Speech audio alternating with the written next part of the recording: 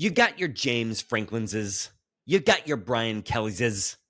And if God is real, you're Jonathan Smithses. You're listening to Can't Read, Can't Write.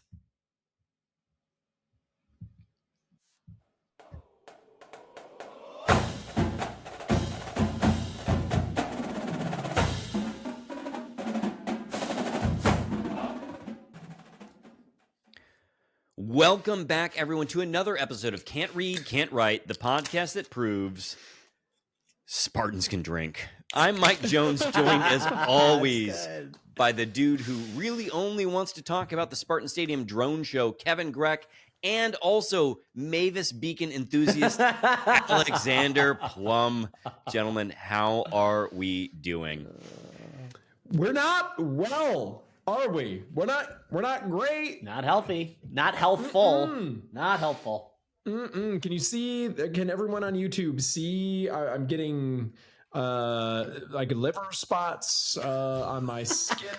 I literally may have one right up here after the show last night. I think we're just drain that. Just reach in every direction and find alcohol, and then just put it in your mouth like you're a toddler. Just. I asked Mike Jones.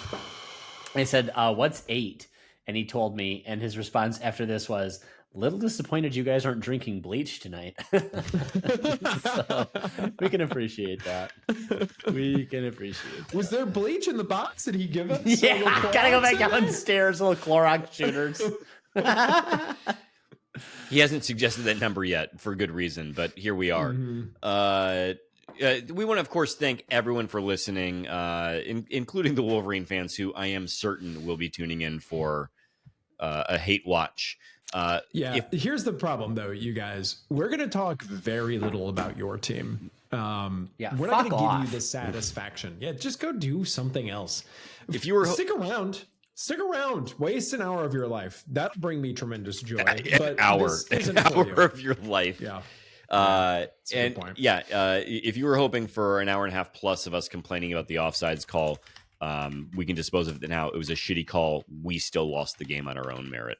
But we do want to ask a small favor, Wolverines, Spartans, whomever. If you could share the pod with Spartans in your life, that would mean a lot to us. And of course, give us a rate, a review, and a subscribe on Twitter. Wherever you get podcasts, of course, on YouTube, and follow us on Twitter and Instagram at Spartan_pod. On Blue Sky at Spartan Pod. And generally, we have, I believe, what scientists are calling a metric fuck ton to get through tonight. It's immeasurable. Is that from the journal Science? Is that where you got that from? Yeah, though I am going to share just unrelated to anything, because there should be joy found in life. A peer-reviewed study in Nature, the magazine, came out. And those who received the COVID mRNA vaccines and are cancer patients had double the median survival time. What? Really? Yeah. We're in Breast Cancer Awareness Month. I do also want to point out that there was only one coach sporting a pink ribbon. The other one, I believe, goes to Iowa and says, "Fuck them kids." But, anyway, pretty cool study that came out. Obviously more studying to do, but that's the highlight for today, because it's all downhill from here. It's too bad that we didn't have that printed off and ready to hand to Kid Rock on the sideline so that he could huff and puff and never be seen again in Spartan Stadium. Yeah. So I see here the MSU Green Wall. MSU gets manhandled by Indiana. We did so little work because we're that broken. But we're, of course, going to break down the Michigan State football game. We do have an exhibition game against Bowling Green in basketball to chat about, as well as some MSU hockey dominance continuing. Before, of course, there is some notable news off Grand River that we got to get into, and then we will take your social media questions, of which there are only a couple. Let's get into it. MSU, yes, we've gone from forked to dorked by U of M. What was it? 31-20 is what we ended at, I believe.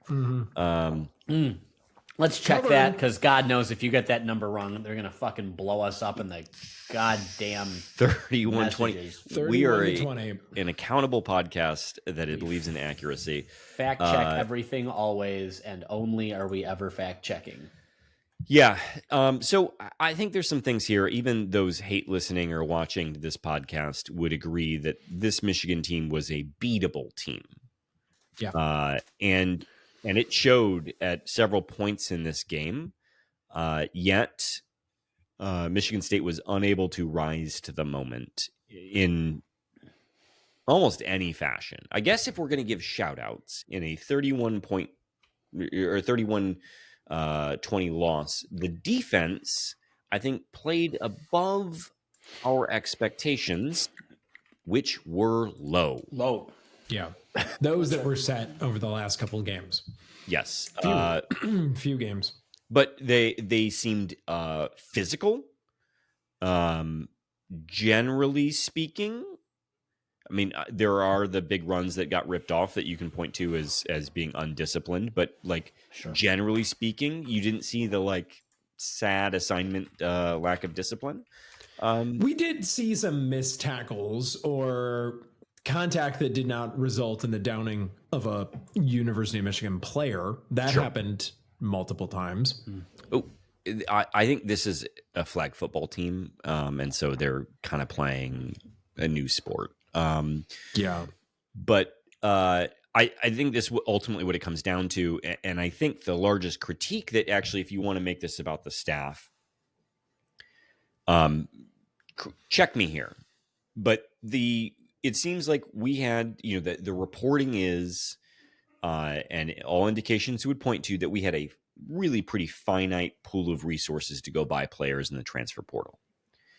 And this staff spent their money on wide receivers and offensive line. We may not feel it, but Matt Golbin, our center, has been really good. Luka Vincic, who came to us from Oregon State, in the limited amount of time that he got to play, looked really good.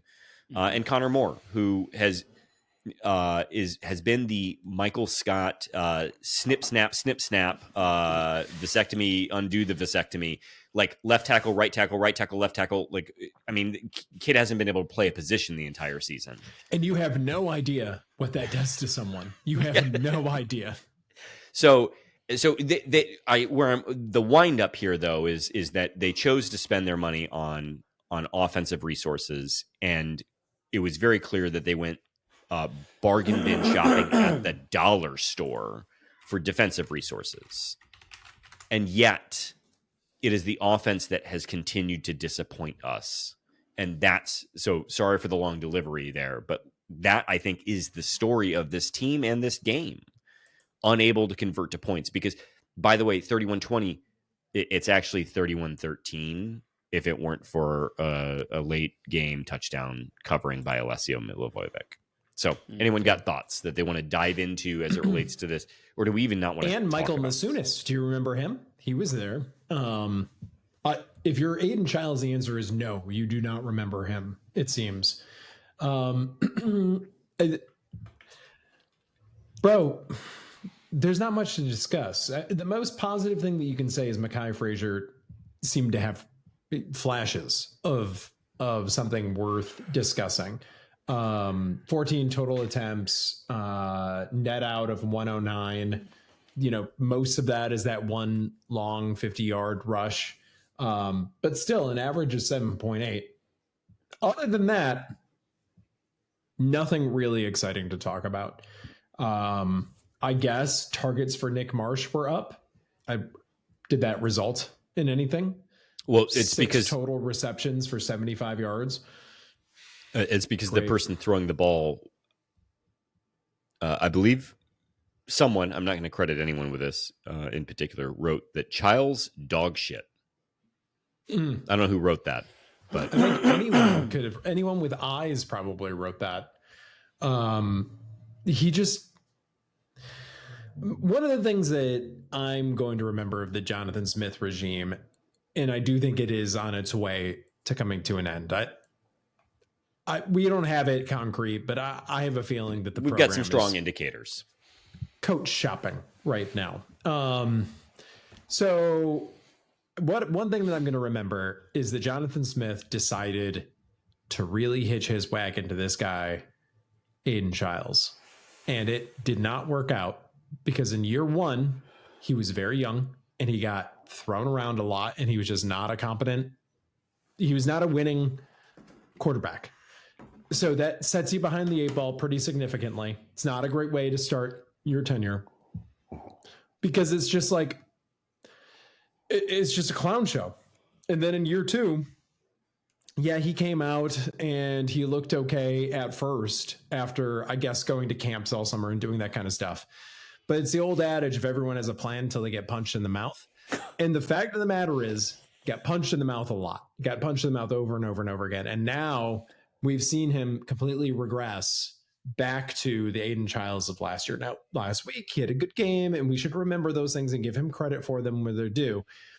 But if his tenure in green and white ends this season, which I think is also probably good money bet on that. Oh no. Yeah. Don't threaten me with a good time. I'm going to remember him as a guy that cost us a lot of games, kept us in a few, but really never won us a single one. Now, the season's not over, but Plum, you wanted to add something. No, the season is over. The season is over. And anyone that tells you the season isn't over is full of piss and vinegar. The season's over. And it should be, by the way. I want to make this point about Childs, and because I think you're right. I think this is what I will recall as well. This is a man who threw good money after bad. This is a man who doesn't understand the sunk cost fallacy. He needed to have Ron, whatever his last name was from in economics, Ron Fisher. Needed to have Ron Fisher explaining sunk cost fallacies to him. Fortunately, Charlie Ballard. Actually, I think needed Ron Fisher at the football is building, dead now. Please. Any rate, this is a man who didn't get it. Is Ballard gone? No, Ron Fisher is. Ballard might be too, but I know Fisher's gone. Okay. Here's the thing, though. This is a man who said, what he needs is a healthy, strong, well-invested in offensive line. Let's recruit none of them. Let's invest not a dollar in that room, and then let's see if he's able to grow. The answer is he wasn't able to grow, and he needs to be fired out of a cannon into the sun. The two of them together. I don't want them ever again on the campus. In fact, I don't think a single one of these football players should be allowed to graduate, should be allowed to claim the name alumnus of the university. I don't ever want to see them on campus again. They should be, as I've said many times before on this podcast, particularly this season, ashamed of their bodies for what they have been unable, nay, unwilling to do. But chief among them has to be Jonathan Smith's utter unwillingness to invest in the players. And so you're right. We can't be surprised that Childs has regressed to a fourth grader's competency at quarterback. This was an absolutely annihilating performance for a young person who On3 estimates is worth $863,000 in NIL money. Overpaying him on that. My Lord, and this is right. And I'll just make this point, and then I'm going to stop. We have to be able to take the NIL money away from them when they perform like this. I don't give a fuck. I would be fired. I would lose my job. Any one of you, any one of us listening to this podcast, if we performed like Aiden Childs or Jonathan Smith have game to game this season, we would be fired. And to read and to have listened to the post game where Aiden Childs and Jonathan Smith used the royal motherfucking we to talk about, well, we had some inaccuracies on the throws. We were a little careless with the ball. Who the fuck is the we there, motherfucker? Aiden Childs doesn't know how to throw a goddamn ball. And you don't know how to fucking coach your way out of a paper bag. So shame on all of them, but shame on the two of them acutely. And anyone who isn't calling for both of their heads has lost the whole fucking narrative. So that's where I am right now. We can continue on the press conference thing, because if you want to go reading into things too much, which I do right now, Jordan Hall and Aiden Childs were presented to the press. Jordan Hall still wearing his uniform, and Aiden Childs just, whatever the Under Armour, whatever the shell is.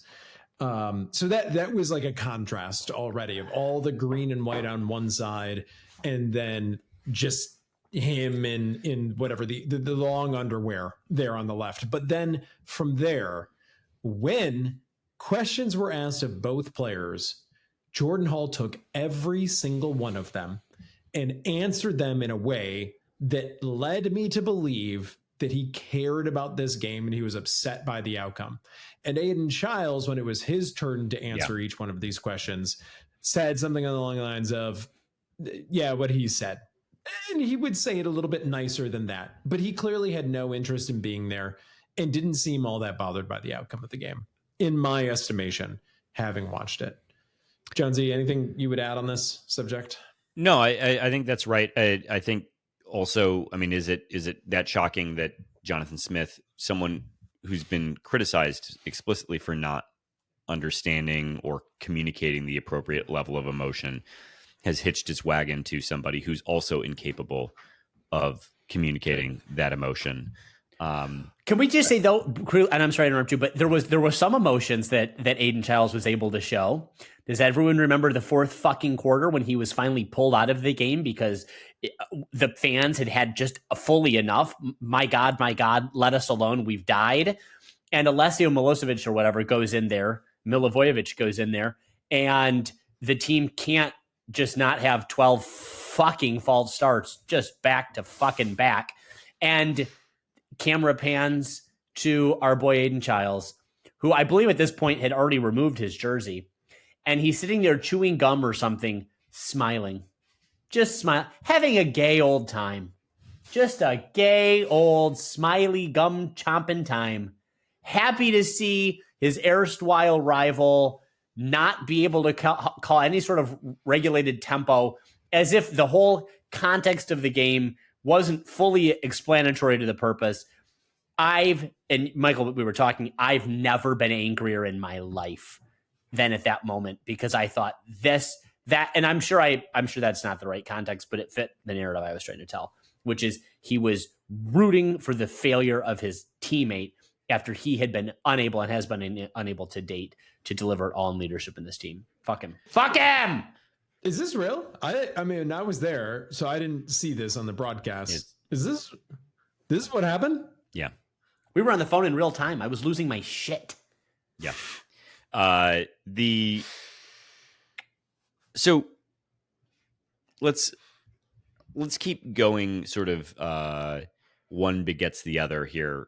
We've talked about the marriage of Childs and Smith in terms of their personas and the lack of seriousness or intensity with which they seem to have taken this game. I want to talk about another thing, which is the mirroring of, at some point in time, I think it's worth asking, are the players on this team stupid? Like, you can't, we would accept them not being as talented as the other team. What I have a hard time with is the continued, well, there's just one guy who didn't do his job. Are you stupid then? Like, how far in? For the most part, it's not like, oh, it's a true freshman who's making this mistake.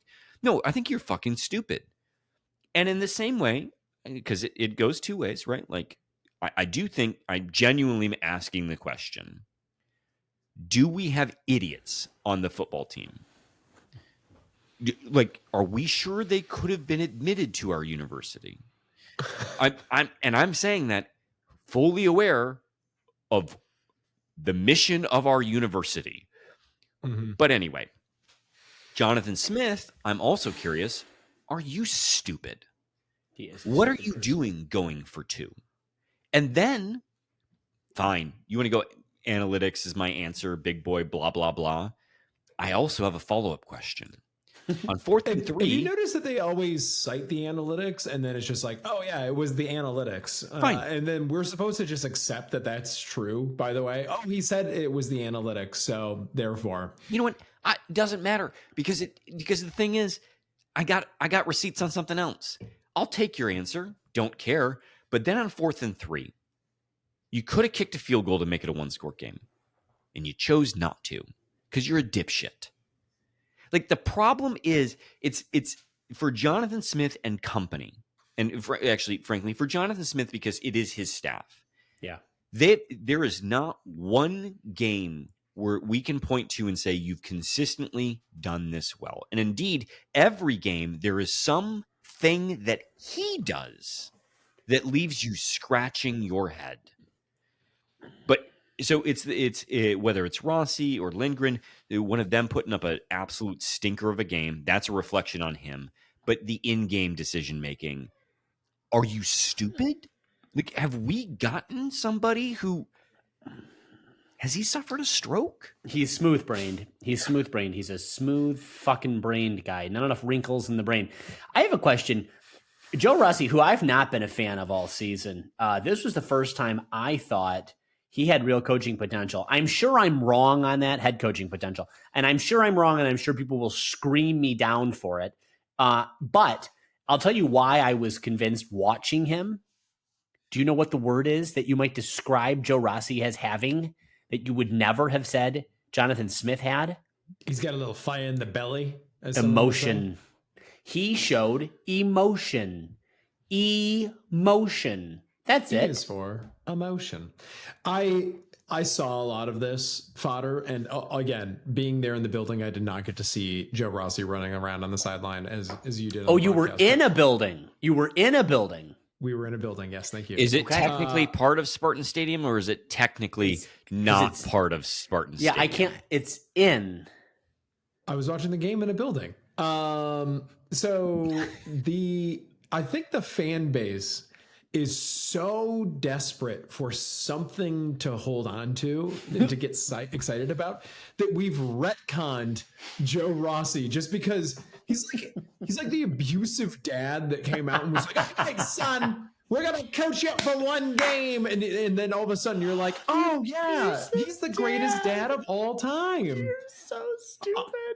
I think this is. Could have gone with Stockholm Syndrome, but went straight for abusive dad. We're just so lousy for anything right now that we will seize on anything. For you guys, it's Joe Rossi running around on the sideline. For me, it's the drone show that I watched from inside the building Saturday night. A building. A building. When you use retcon, I want you to know that there are times when I'm proud of you. But then there are times when I'm proud of you. And that's... You're just like that father. I'm the dad. I'm the dad. I am cutting a switch off this here tree to beat you up later. You're going to have a pride celebration for him. So I'm actually... I think where I would disagree with Plum is that, and I've pushed back here before... Yeah, that's there are because people have complained about Joe Rossi, and I've challenged anybody to point to like what were his play calls that were particularly problematic, or is that he has dumb players who are also bad at football? Like, is that possible that we just have bad and dumb players? But it was look, I don't care if it was performative, and it may well have been performative. Mm-hmm. If Joe Rossi's auditioning for his next job, kudos, friend. I get it. But at least you seem to care about your next job. Well, the rest of the staff and the players don't seem bothered at all by the fact that they're about to get busted down to the MAC, basically. Yeah, and I don't think Joe Rossi's an idiot. Like, I remember him talking, I was listening to his press availability, I think, this past week, and was asked about sort of intensity, right? When people keep getting things wrong.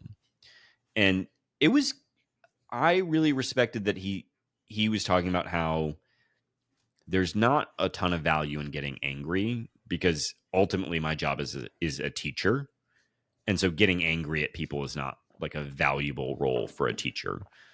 But so it was nice also seeing the balance, though, of him getting fired up in a game.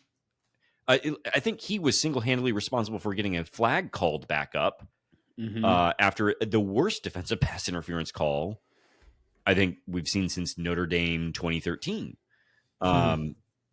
So I don't know. I'm at least with Plum on the, if it's got to be somebody from the staff, it sure as shit isn't going to be Lindgren. So let's see. Is there anything else to bad penalties in this game? Yeah, that was the one thing that we were positive about the team.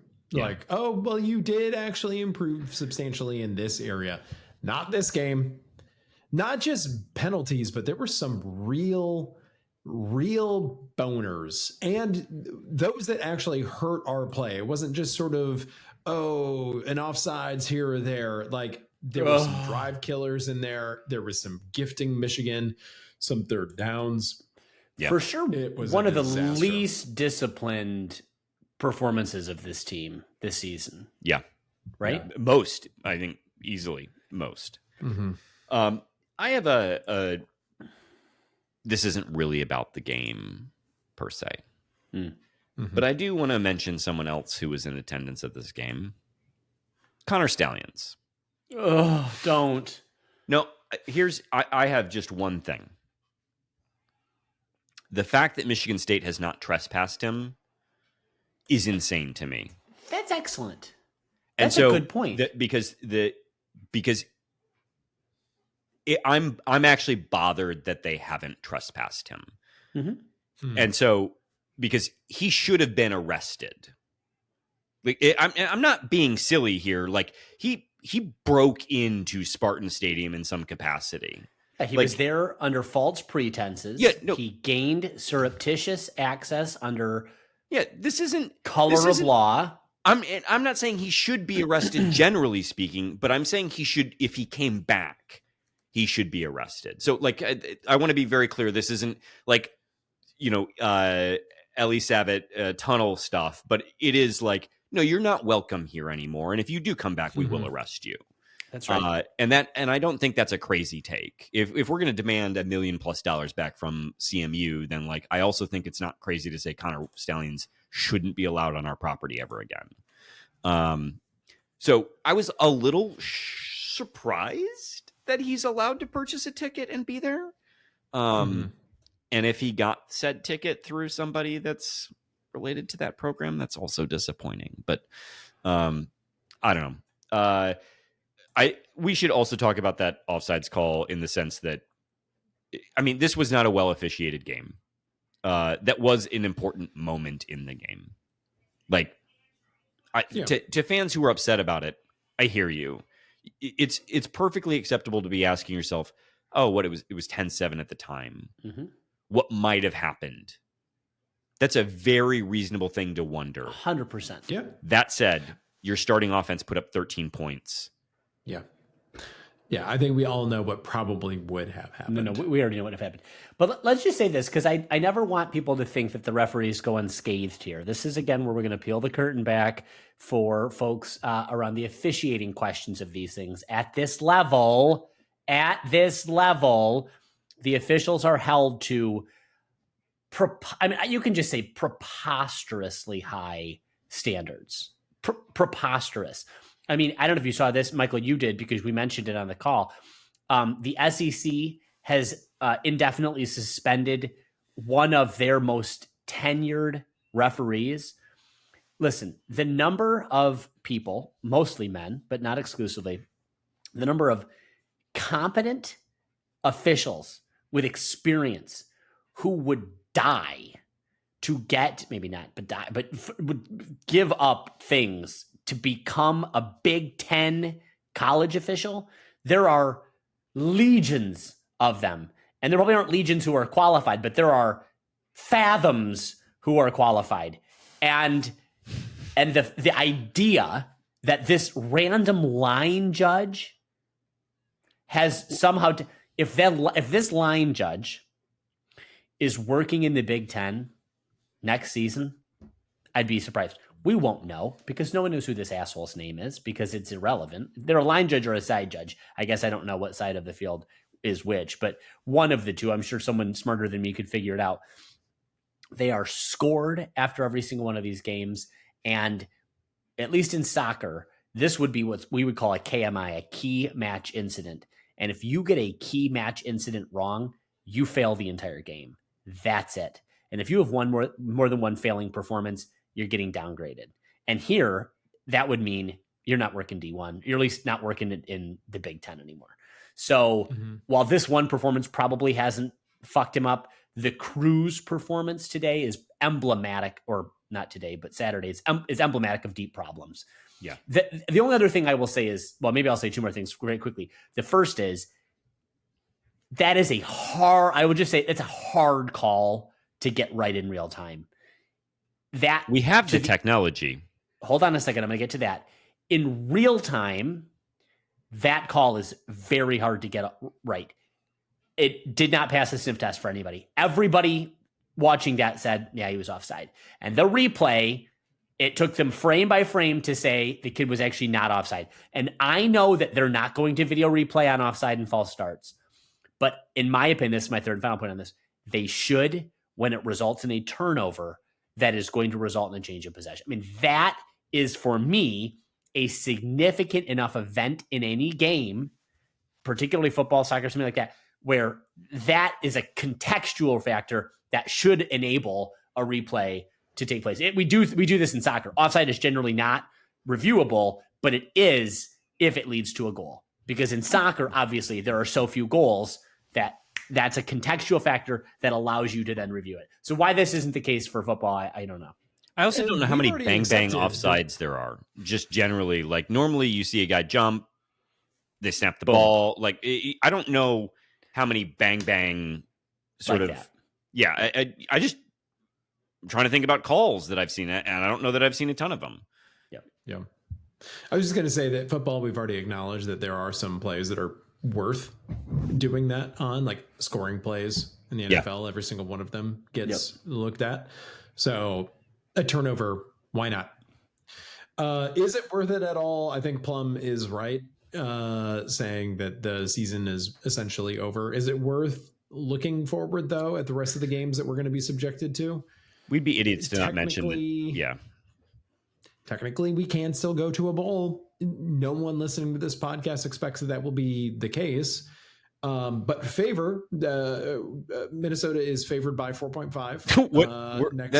We're on the road for that. Yep. They're only favored by 4.5. That tells you where Minnesota's at right now. Well, they just got absolutely just gobsmacked by Iowa, 41-3. So Iowa here. I think it was Iowa, right? I was trying to do the poorly, but I couldn't come up with the second thing. No, Jeffrey Epstein, New York financier. No, he was definitely doing the Arrested Development bit with egg. Yeah. The mayo egg. Iowa does the mayo egg. I mean, 41 points though. Iowa. Another opportunity to win a game. Like, this should be a winnable game. And I have no reason to think that this team can go on the road in the Big Ten and win anything. So I expect that the postseason door will shut next week. I wouldn't be entirely surprised if the entire Jonathan Smith coaching tenure was closed as well. It's not technically closed, even if we lose next week. I guess that's okay. I think we all need to prepare ourselves for the real fucked up thing where we have potentially 3 more weeks of our lives where we're saying, well, I guess technically we could do better than we've done for the past 3 years. Technically. And then not going to happen. Oh, and if they win it, oh my God. Like, all right, we all need to mentally prepare ourselves for the reality, though, that we could both surpass the last few years and still be in a much worse place. And And so, because it's been 3 years since we've been to a bowl game. Correct. Yes. We're looking at 4, but it is still on the table, technically speaking. And if he makes a bowl game, that doesn't change. These next 4 games would have to look so different than there's any evidence that they will look. But just making a bowl game doesn't make it working. I guess is my point. Doesn't mean you need to keep him or should keep him. Do we want to talk about a team that also is capable of breaking our hearts, but did not earlier this week? Yeah, we were talking basketball. No, yeah. Played. Let's do it. The Bowling Green Falcons in exhibition. Yeah. Winning 75-66, but someone has astutely noted took a 17-4 run late to put the game away. A game where we were out rebounded for large portions. By one, Michael. Yeah, and in large part due to that late run. But the point differential on second. Yeah, it's been a long day. It was a long night. It wasn't me. I believe at one point in time, if not the actually, I should pull it up here. I think we ended with a negative 13 differential on second chance points. We had no. According to the box score, they had 8 second chance points. We had 13 second chance points. Oh, yeah. No, that wasn't true the whole time. Anyway, not great. Look, but it's an exhibition game. At one point in time, Tom Izzo had a lineup out there that was truly only people who had never played in a Michigan State jersey before. That included redshirt freshman Jesse McCullough, Trey Fort, the 2 freshmen, and Divine Ugochukwu were all on the court at the same time. It was terrible. Truly terrible. Speaking of terrible, can we talk about the 3-point shooting? Because we all know that we lost Chase, right? So we lost Chase. We didn't add anyone in to kind of take his place in the offseason. So we got to rebuild him in the aggregate. And shooting 4 for 20 from 3 in this game is concerning to me. You're looking at the wrong box score. We gotta cut this. Oh my God. That I was like, this doesn't make sense. No, because we definitely that's from 2024, buddy. It's 75-66. Holy shit. Oh, I'm in the wrong box score. Exactly the kind of thing that is going to get This is what we're going to get written up. You know what? Let's delete the pod today. Let's re-record. Yeah. Let's hit record again. Let's just not do it. Let's just give it up. Let's give it up. Let's stop recording this podcast once and for all. Yeah, I'm going to run for the U.S. Senate. Kevin's going to join the fucking priesthood. More of my shit's going to fall down. I'm just going to take a nap. All right, second chance points, 13 points. Radio, so it doesn't even matter. 13 points for Bowling Green, 6 for Michigan State. We've got this cleared up now. 75-66, Michigan State wins. And it was, what do we got for boards for them? 33 plus 9 is 42. 42 to Michigan State. So you were right about the 1, though, Kevin. But yeah, not our finest showing. I will say Cohen Carr looked super impressive. Kurtang had a terrible night from the field, 3 for 10, but I'm not particularly worried about him, which brings us to our 3-point shooting, Kevin, which we were 8 for 25. So 32%. Not way better than 25. 7 percentage points better than 25%. Pretty meaningful difference. And fine. 32, I guess, fine, especially in exhibition. Yeah. And it got way worse in the second half. The first half we went 6 for 14, the second half 2 for 11. So the important thing, though, to keep in mind for all of this, bench points outscored them because Tom Izzo played everyone. Tom Izzo played all 11, including our guy Wojcik. Oh my God. So he seemed to be in there to pull the Matty Sissoko foul machine situation. It was, hey, he's got 5 fouls. Is there, and not only did everyone play, like for the most part, they played meaningful minutes. Everyone but Jordan Scott and Wojcik played more than 10 minutes, I believe, if I'm looking at the right box score. I will say, so Jordan Scott not ready for prime time. Yeah. Back to the bench with you. Cohen Carr. Let's talk about Cohen Carr. Talking about rebuilding Jason in the aggregate. Did not make a 3, shot 1 3 if my memory serves. Yeah. Over 3. Okay. Plum, brace yourself. Cover those ears up. 3 for 8 from the line.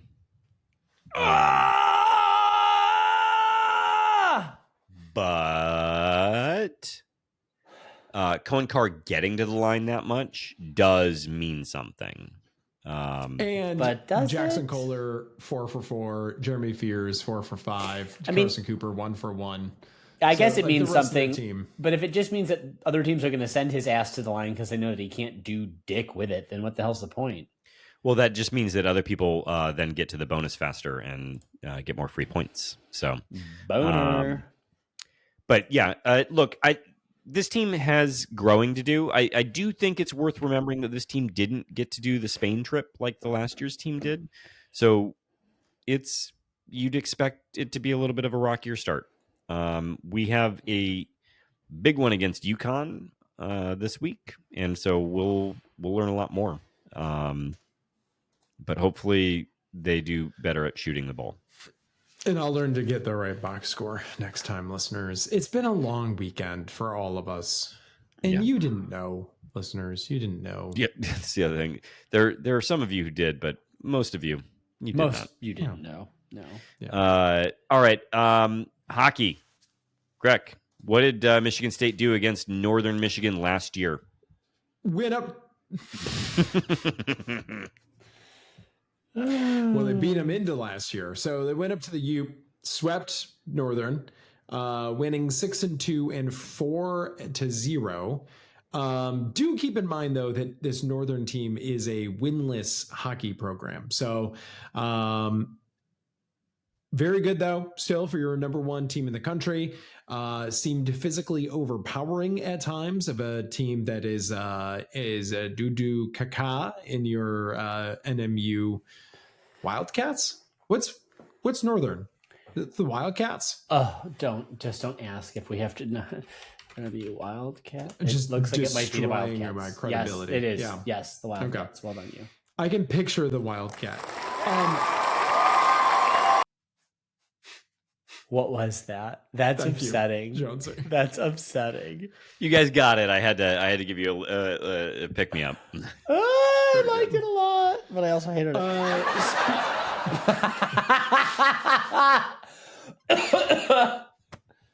All right, I'm done. Do you have a siren on there? Because we also committed a lot of penalties.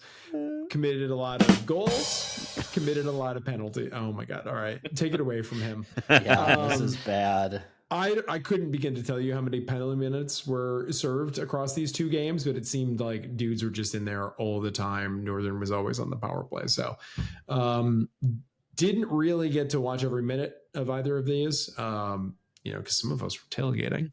Mm-hmm. But yeah, pretty encouraging, all told, for your number 1 team in the country. Yeah. All right. Well, before we head off Grand River, of course, if you are heading off Grand River, we want to encourage you to go to Mama's Mercantile and Eatery, where homemade dishes meet locally sourced ingredients. If you're heading down I-94, you can, of course, catch them at the Clear Lake Road exit. That's in Grass Lake, Michigan. You can visit mamasmerc.com for menus, online ordering, and more. Mention Can't Read, Can't Write, and get 10% off of your invoice. All right. We have 3 hefty topics for our off Grand River to get to. I think we skip them. Nope. Go. Just go. All right, I'm going to take the first one and make it last, but let's start with the gnat of them all, which is Jason Strayhorn yapping. Oh, we're doing that, huh? Why not? Okay. I think where we want to land on this, Plum, you said it best. Sucks to suck. Yeah. Do we have more to say? Actually, I have a couple. I have a couple more things to say. Our entire listenership is not going to know what this is referencing. Do you At want all. to explain it? Yeah. So Jason Strayhorn. I don't know if he talked to Awful Announcing specifically, or okay. Well, we should also introduce him. Former player, former color commentator with George Blaha, and now recently replaced on the broadcast. Yeah, I just assumed, and I've previously called him a bad father, and I want to be very clear because his son committed to the University of Michigan and is playing there. Jason seems to believe that the reason he was terminated was for that reason specifically. First, if that was true, good.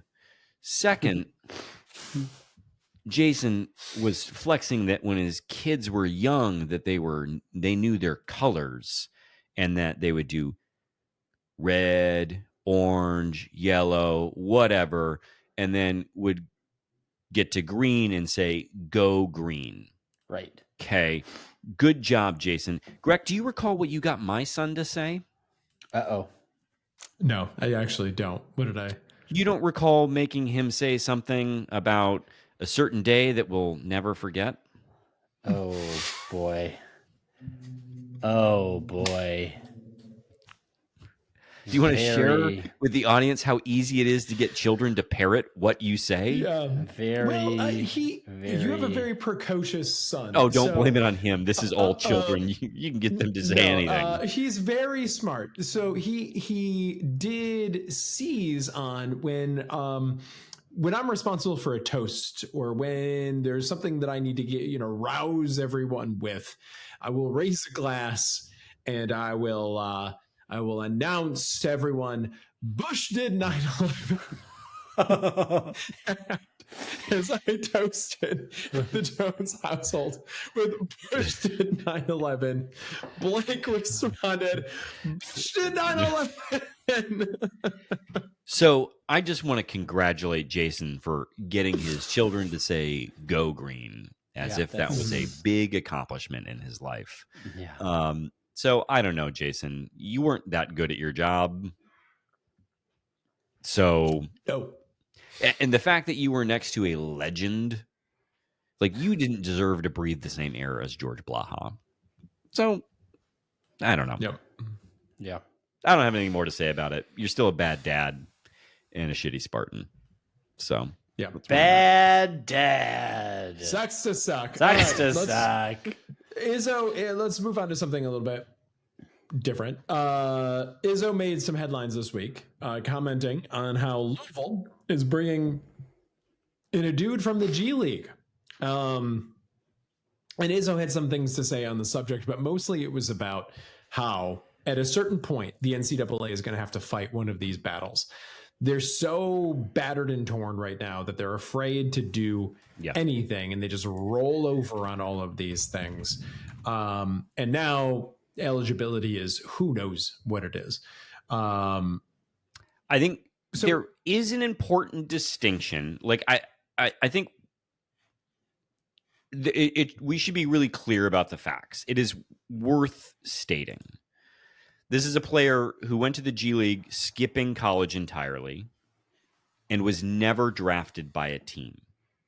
It is an important fact in all of this. And let's not pretend, we've talked about it on this pod, in fact, that there are other teams, Illinois, who are just loading themselves up with professional European players year after year after year. So it's rare that Tom Izzo says something and you hear a whole bunch of other iconic coaches shouting him out. Bill fucking Self agreed with Tom Izzo and said, what are we what are we doing here? Bill Self. But I do think the NCAA has got to try and decide. He's not wrong about this. They need to pick a line, and then decide, and then lose, right? Like, well, that's the thing, right? In all of this, how does eligibility hold up in the courts? That's the question, and it seems like the NCAA doesn't expect that it will. So, Jonesy, you're a recovering lawyer. What do your lawyery friends think about this subject? I mean, on its face, it doesn't make any sense. Yeah, like it's very arbitrary, isn't it? If you can go to college, why can't you play sports? Like, why? But like, I can articulate a bunch of reasons why it's good for the product, but like, that would be collectively bargained for. But like, correct. But you can't tell me on its face why there's any reason that, as long as you're pursuing a college degree and going to classes, and it's questionable whether that's even required, but let's assume for the sake of argument we're going to take that. Like, why can't this player come play? But in fairness, Tom Izzo's not wrong. What's Jaron up to? He's got years of eligibility left. Yeah. Like, why can't he come play? Why can't you just go work wherever you can get paid? And that's where we're headed. Kind of where we're at. Yeah.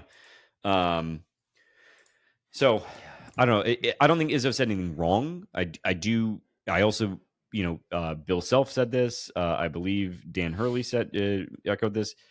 At some point in time, you're also screwing high school kids in all of this. Like, and that's why I do think the NCAA should tie itself it should actually try harder to tie itself to education. Because if you do that, you have a better chance of making the argument for players who are not yet in college. But I don't know. Izzo's not wrong. They need to pick a fight. Mm-hmm. They might lose, but they need to pick a fight. And they should pick the right one. But like, if the courts want to end it, then let them. So, all right, we got to pick this up. Sports betting. So Pistons fans everywhere of a certain age were shocked and appalled to hear that one of the all-time greats and Trailblazers coach, Chauncey Billups, was picked up this week for mafia gambling. Mafia. I thought it was funny, given that we got all up on our soapbox last week and talked about just gambling generally on sports and that whole subject. And then the FBI heard us and said, all right, we'll look into it a little bit. Guys, any thoughts on that? Like, how sad were you, Plum, when our Chauncey Billups, the unapproachable? I mean, of those 5 starting guys in the 2004 NBA Pistons championship team, world championship team, I might note, Billups was definitely one of the least egregious, sort of most decorous. This seems like a Sheed thing, doesn't it? Fully, not Chauncey, but it's always the guys you don't expect, isn't it?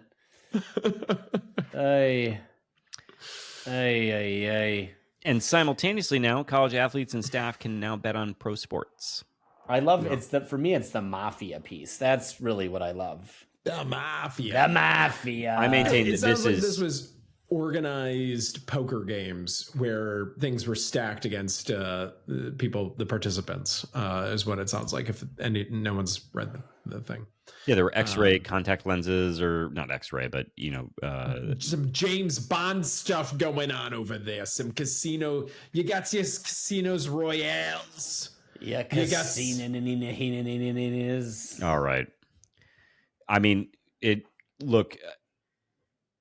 is wild though to see that these leagues all have presenting sponsors brought to you by casinos, and I think if you're 18 right now, you might not remember a time when sports didn't have just casino and betting app sponsorships everywhere. But it is wild how quickly this thing turned. It took no time at all to just be everywhere. To go from illegal, not that it wasn't happening. I think we all know people that were on betting sites going all the way back to high school. But there was like some friction. Like you had to go seek you had to it out. really want to find do it. Yeah. You had to be a true degenerate to go find it back in the day. Now there is no friction between you and the app on your phone and betting props and doing all of those things.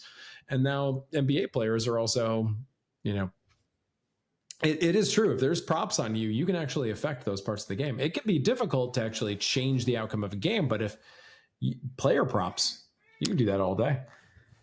Yeah. And, I do think that there's something, I appreciate that we've got listeners who really enjoy gambling. And we've talked about before that that's not who we are and won't ever be.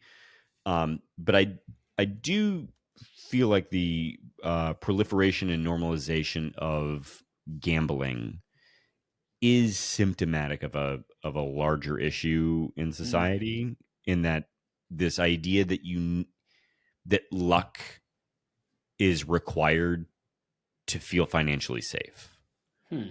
And what? I mean, there's elaborate on this. There's no making it right now. There's no achieving the American dream. There's no bootstrapping. No one believes in a bootstrap system right now.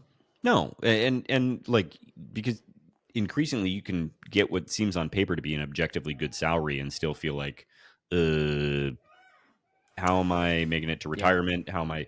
Right. And so I generally speaking believe that engaging in, not everybody who engages in, but that I think that people access this kind of behavior more in hopes of winning, right? In the same way that I'll cop to when the Mega Millions or Powerball hits a stupid number, I buy those tickets because there's no world in which I'm ever going to achieve that level of wealth. You got to play the game to win, right? You got to. But how are you going to win if you don't play the games? But Vegas is bringing in more money than ever, and it's not because people are better off. Vegas was dying. What happened?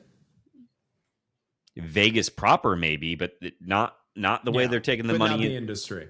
Yeah, gambling is not going anywhere, and so I think that's my broader point, is that seems to be a symptom to me of a society that's in decay financially, because people are trying to find something to give them the jumpstart that they're not going to find in their jobs or from the society that we built. Well, as we say here in the Midwest, we're not previewing Minnesota, right? We're not doing that. They got 4.5. Bet it 4.5. Yeah, bet it. Take the under. It's a no lose bet. All right, let's take our social medias. First up, the Mike Jones is take some big old yawn. All of us have yawned, I think, at this point. There's just like, what are we supposed to do today with this episode, listeners? What are we supposed to do? It's late. We expect of us. We were up late last night and we drank too many questions. You want too much from us, listeners. We don't have your answers. Go gamble. That's the truth. That's the truth. Nothing will save you, listeners. Put it all on black. Let it roll. First from Mike Jones. Why did we put ourselves through this ? I think we've been dancing around this question, but Mike Jones comes out and asks it. Plum, why do we put ourselves through this? Dear old alma mater, we're sick. We still love the memories we have from school. We love the memories of getting drunk at the fucking tennis complex, whatever the hell the tennis court tailgate section was, rolling out of Wilson Hall at 7:30 in the morning, already drunk from the night before, and then somehow stumbling into Spartan Stadium so I could just speak unbelievable things about John Goss. These are the things that we can't let go of.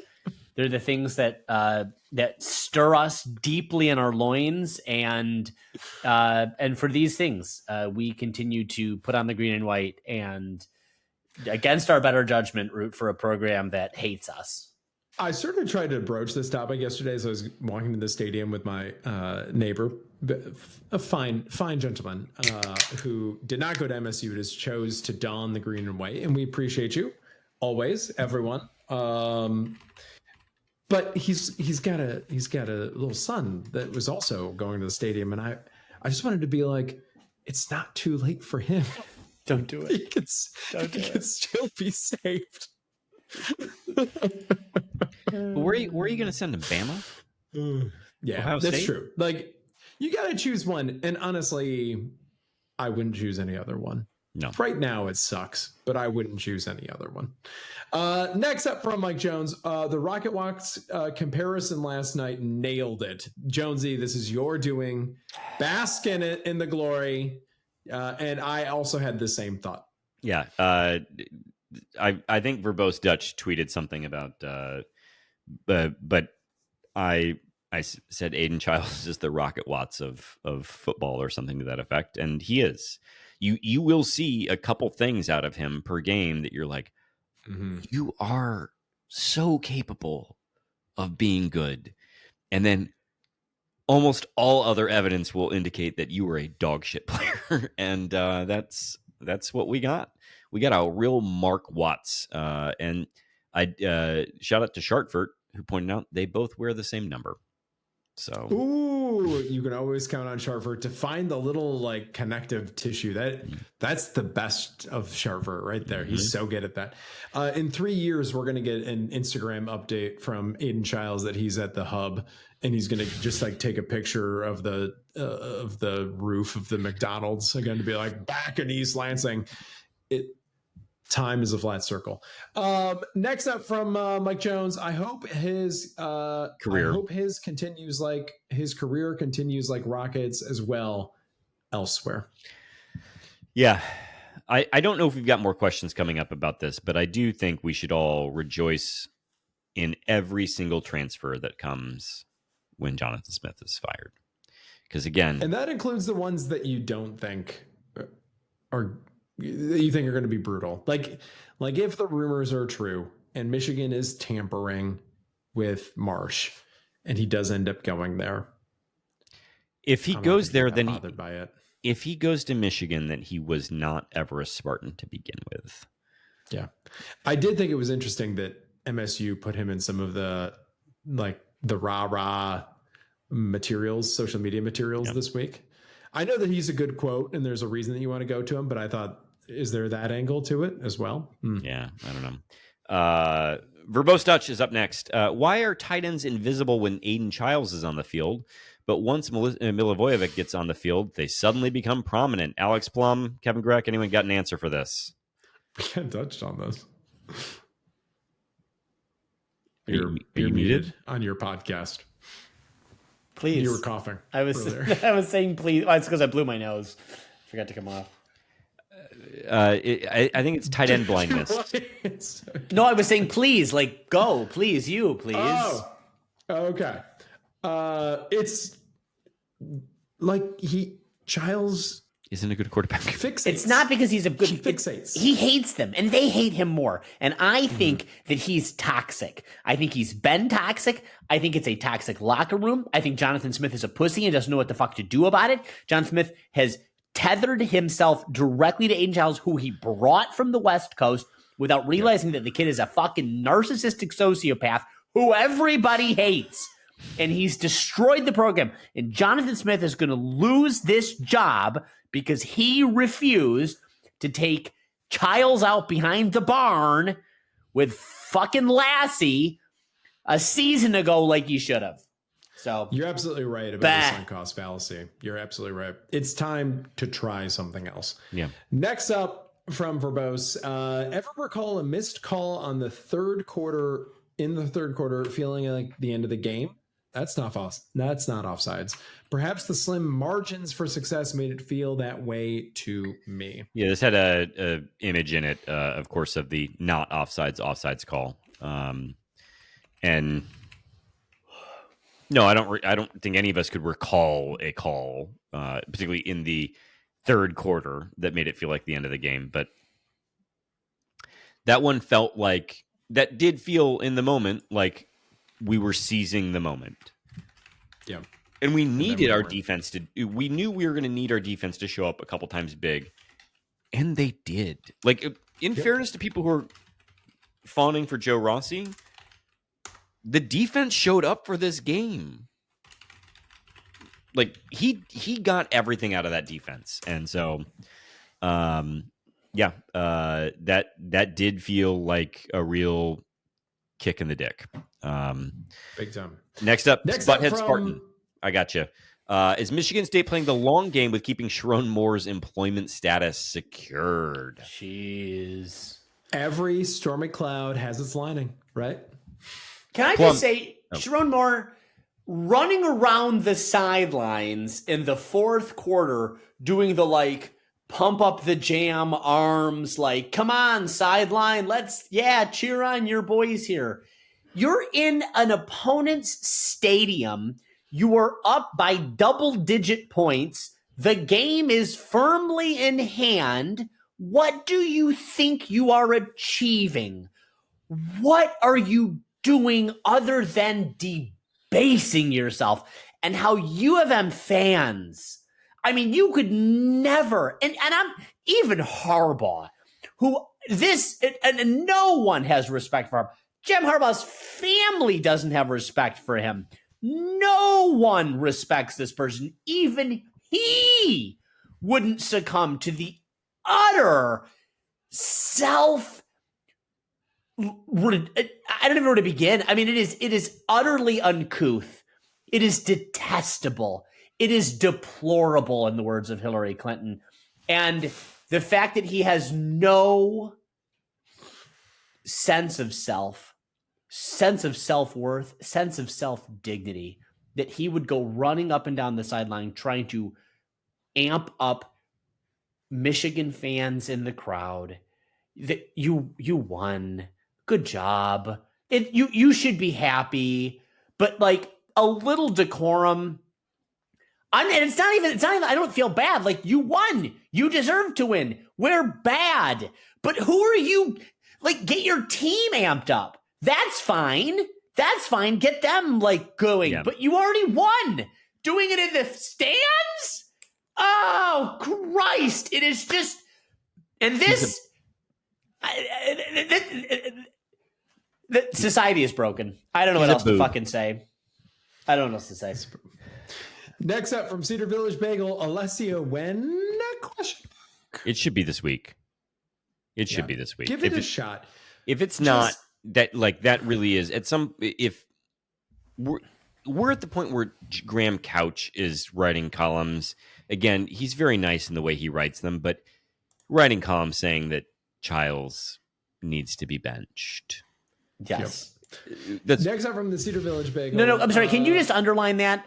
Graham. Hello, Graham. We love you, Graham. Welcome to the Resistance. Welcome to the Resistance, Graham. You've said everything you can say about Jonathan Smith. Now you got to move on. There's nothing else Jonathan Smith can do for the program.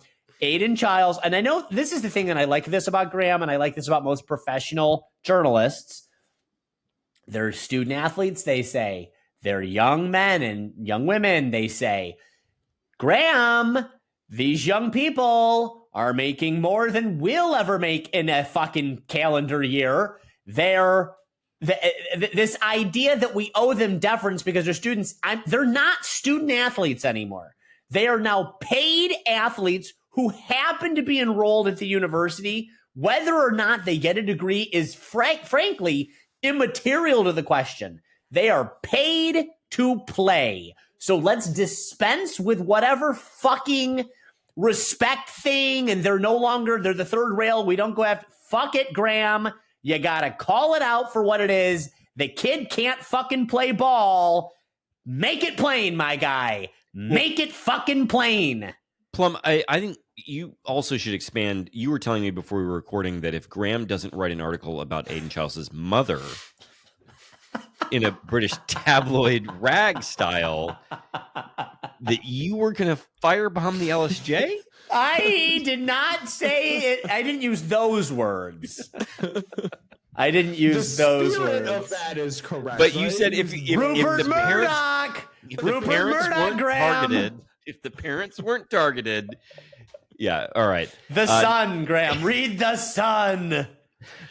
We should be hacking a child's phone, apparently. That's it. Oh no! Not. We can't talk about that this week. Oh, too much. Next All up, Wait, hold on. No, tell me more. can't What talk about was it? hacking on Michigan Week. That's right. It's too soon. Oh, yeah, because of the computer crimes. That's Yeah. true. They did that, and no one talks about it because there's no accountability in Ann Arbor. But we won't because we're not throwing stones. That's but good. No. Good. And over under 4.5 years before our next conference title from Cedar Village Bagel, even if we hire a quote unquote proven winner coach. I just want to temper everyone's expectations. Bro, first off, two things. One, there's now 18 teams in conference. Yeah. It's harder now than it was before. And also, it's impossible to see a conference winning position from here. We are so far from it right now. Yeah. So over. Yeah, you're right. The better conversation is 4.5 years before our next playoff appearance is at least a wider target to hit. Yeah. Now, I want to make this point, which is I'm going to go reading into the question here, Cedar Village Bagel. Kevin won't appreciate this. Michael may, because Michael takes care about his appearance of the lawn. Proven Winner is a brand of plant. I think flower, Kevin knows. Cultivar, I believe. It's a cultivar. And Proven Winners are very much not proven winners, it turns out. Anyone who's ever purchased a Proven Winner knows It's a Home Depot brand. how poorly performing Proven Winners are when actually in the earth. So I'm going to just say let's take the far over if all we're getting is a Proven Winner. We want to go to the English Gardens, really, of the coaching carousel, as it were, not the lows. Next up, E-Man Sinner. Michael, not a question, but what are you going to do? Fire me? Check my buyout clause. Even if we would have still lost, Smith could have saved his job if he would have started Alessio in the second half. It would have showed a willingness to do anything to win. Yeah, I think I don't know if we would agree that he could have saved his job, but we would have been impressed by that. I think we would have said, "Huh, he's trying." Next up, Spartan 18770. What coach would you hire that could retain 80% of the current players on this team? Who cares? I don't want them. But why would you? Yeah, that's the thing. 18770. What does do you that gain want? us? Who do you Hear me want? out. Do you want to suck this bad next year too? Hear me out. Hear me out. Brian Kelly, but every player has to spend a night On the scissor lift. on the scissor lift. On the scissor lift. That's right. Next up from Spartan 18770. If J-Bat did the unthinkable and keep Smith for a third season, how many National Guard troops would Donald have to call into EL? Think of the burned couches. Oh my God. Next up, Raymond Chains. Childs would do well elsewhere. If his departure leaves MSU with more budget for a competent offensive line, then the kid needs to go somewhere. Good kid, talented, not a good situation for him. I'm not sure what to think of Marsh. I don't know that we agree with your assessment on good kid, talented, or that it's not a good situation for him. I think actually, Plum, you were saying specifically he's not a good kid, he's not talented, and fuck his situation. Is, I believe, what he said. Listen again. Maybe not my exact words, but I think you've got the spirit of the context together. And Marsh, I think something's becoming clear about Marsh. He does not have top end speed. That's Is fair. this cope, or are we? Is this cope over the fact that? Well, they're not running him on slants. That's clear. They're not running him on hitches. That he's not running in routes. So they've got him on goes, posts. Maybe they get him in a hitch or two, but he's not breaking away from anybody. Yeah. This isn't cope. I would be interested to know what his yards after catch are. Now, some of that is who's throwing. We didn't even talk about that. That the time that he got the first down twice in a play, but somehow still my God. fucked around and found out. Yeah, that Again, I ask, are they stupid? Are they stupid? Well, it gets to my very first text to the two of you about this game, which was, let me scroll from our first offensive possession. Let me scroll. I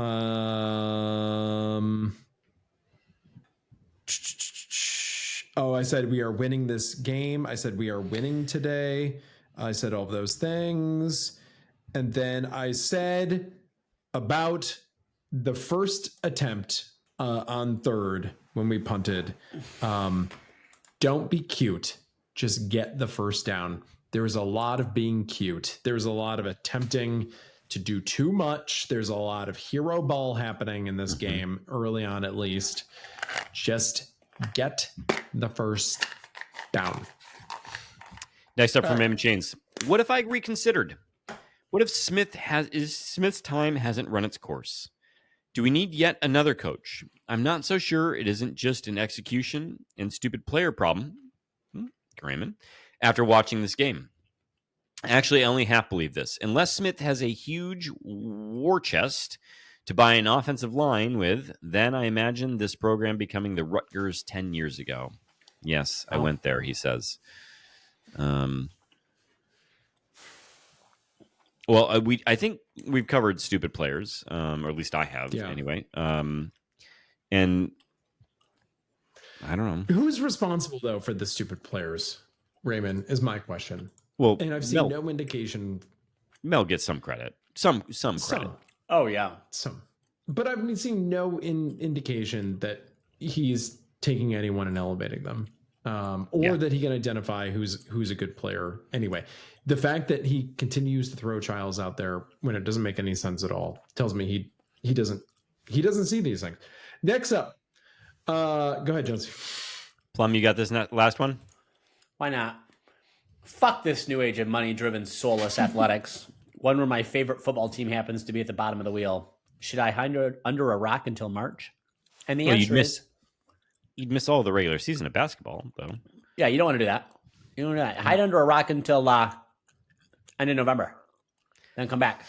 I really think that you chomping on gum on the podcast should be a... I'm a gum guy now. A lot of gum. All gum. I did see that Doozy got picked up on camera during the Pitt game, picking up a Zin. Nice. Dues.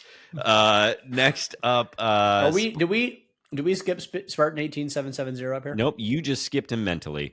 There was a whole conversation about National Guard troops, and you were I could tell not listening because when I asked you to read the question, your screen color changed on your face. So I don't know what you were doing, filing your taxes. Next up, Sparty I was ironing. Sparty on says, how many more days is Smith coaching this team? Please let him be fired by the time you guys record.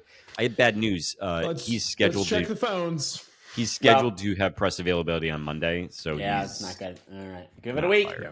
All right, 7 days. I think the perfect time is after he goes on the road and loses to a bad Minnesota team, and you leave him there to figure it out. He's closer to California then. Yeah.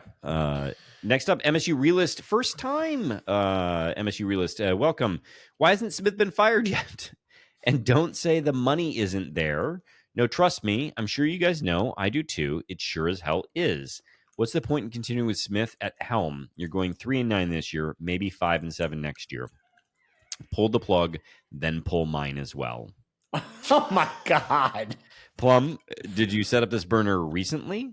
I think this actually might be Jonathan Smith's account. I think Jonathan Smith wants to go at this point. So I want to seize on this. This week we had a good friend's and a good friend's dad go under the knife. You know, he had to get some procedures done, and we were getting updates while he was in hospital, all that stuff. And he is successful. He's through the other side. He's in recovery. And I texted, glad he's doing okay. So sorry that it means that he's going to have to keep watching this football team. And it was a bit of a risky text, but apparently quite well received. Yeah, is this a friend of ours? All of ours? Yeah, I mean, friend of a friend. I don't know if you've met Steve, but yeah, friend of a friend in the Steve. in the hood, in the crew. It got me thinking today. You know, is there a theorem here proving that there is no God, or like that there is no heaven at the very least? Like, think about all of the MSU fans that have departed this earth, right? I was in the garage. I was getting up and down a ladder. I was obviously not paying attention to all the things that I was doing. I was thinking about this instead. Check me on this, Plum. You're a man of the cloth. If you're an MSU football fan that has departed this earth, we accept that these people live in a utopia, but we also accept that they're watching down on us. And isn't there a tension there that if they're in a perfect utopia, but they're also watching this football team, that it isn't actually heaven that they're in? Like, there must be at least one MSU football fan that has ever gone to heaven, and they must hate this right now. Greg, does MSU football prove that there's no such thing as heaven? I'm gonna tack in before Plum hops in here, because I'm gonna +1 you a little bit on this. So God, supposedly omnipotent, right? Omnipresent, right? And so God gifts humanity with many things, but I believe the most important thing that's bestowed upon us is the capacity to love. And thus, God chooses to rip every single person that we ever know and love from our lives. One by one by one, they all die and they all leave us. Not if you die first, Michael. And so what is fandom other than love? There is no God. Or if there is a God, I was just going for heaven, but we are in hell, is my point. And this is the premise of The Good Place. The truest punishment would be to make your entire life based upon something that can be taken and will be taken from you. And that is your God, Alex Plum. You are in hell. Well, I certainly feel like it week after week. And coming here doesn't help. I think... You mean here with us? Yes, that's right. I was thinking you were going to make the case about all of the dead going to Halatribus, one of Scientology's 75 planets. Timeshares? No, Scientology's got all these planets that people go to. Because the other one ran out of space? Like, I don't know. You got to ask. I'm more into nuking volcanoes. You got to ask L. Ron Hubbard about it. But yeah, there's something to do with planets and God and God's hatred of Aiden Childs. All right, next up, The Search. Jonesy, you'll notice he didn't answer the question. No, there's no answers. Listen. If Nietzsche couldn't answer it for you, what the fuck am I gonna do? Yeah. Mm-hmm. All right, Michael. Well, you are a bishop or something, right? Well, I'm just related to the priest. Pope. You know, what are we really going to do? Cousin Pope. I'll ask my cousin the Pope. Get him on here. I want to present to him the theorem. God, the numbers this podcast would do. To Spartan athletics. Get the Pope on the podcast. That's really. We might actually get real advertising then. All right. Graham had the governor this week. What if we? Oh God, like, Pope, please. That's a measuring contest. That would be it'd be worth it. All right, Michael, next up. Yeah. From The Search, for you, the lawyer. If a coach is making dumb shit decisions that one can construe as an attempt to induce termination of their contract, can the party responsible for paying damages due to termination make an argument against paying said damages? I think I asked you this question earlier in the week. Yeah. Or not as well articulated as Ali. Just because one can construe...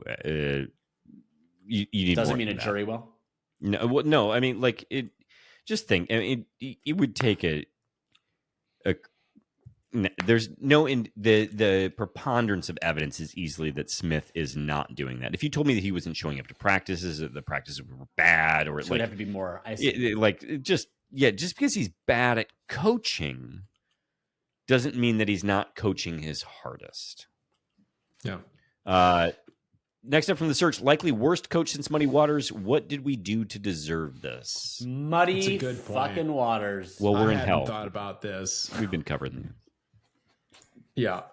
It's a good point. I mean, this is worse. The outcomes are worse than the first John Smith. Yeah, for sure. I don't think there's a whole lot of denying that at this point. When we were fans of the first John Smith, we went into the season and we genuinely believed we were going to win games. Yeah, that's the insidious thing about this team is that there's no reason to believe that we're going to be competitive under any circumstances. Next up, Outdoor Gas Man. Joe Rossi looked like he hadn't slept in months, and he was showing energy and passion on the sideline. What's the harm in letting him be the interim head coach for a few weeks? I think what this was is that he saw that Harlan Barnett got a big raise after he was named interim head coach, and he was like, let's get a little bit more scratch on our way out the door here, huh? Come on. No, I'm sure Joe Rossi is actually trying to rally the troops. I take him as much as I complained about this before, about us all being cool with retconning Joe Rossi. I'll take this as a sincere gesture. Next up from Outdoor Gas Man, why is Aiden Childs smiling at the sideline at the end of the game? We discussed this. But Plum. See? Wasn't the only one that saw it. All right. Next up from Scott U. We keep trying the Williams and West Coast Smith and John L. Smith. I think this is the same. I'm sorry. It's all one question. It's 2 bullets, 1 question. We keep coming back to the same thing. MSU has a love-hate relationship with undeniable success with a certain type, defensive-minded, intense Italians. Do they not embody and unite the fan base? And what do you make of this Connor Eargood? Oh, no. Sorry. You got the first question all done there. Okay. Yeah. Sorry. That's on me for formatting. I didn't do Scott U favors when he put it in like 8 different tweets. But all right. Answer the question then, Jonesy. We do love defensive-minded Italians. I think we need to do a 23andMe for our next head coach. Greg, this one's going to you. What do you make of this Connor Eargood quote?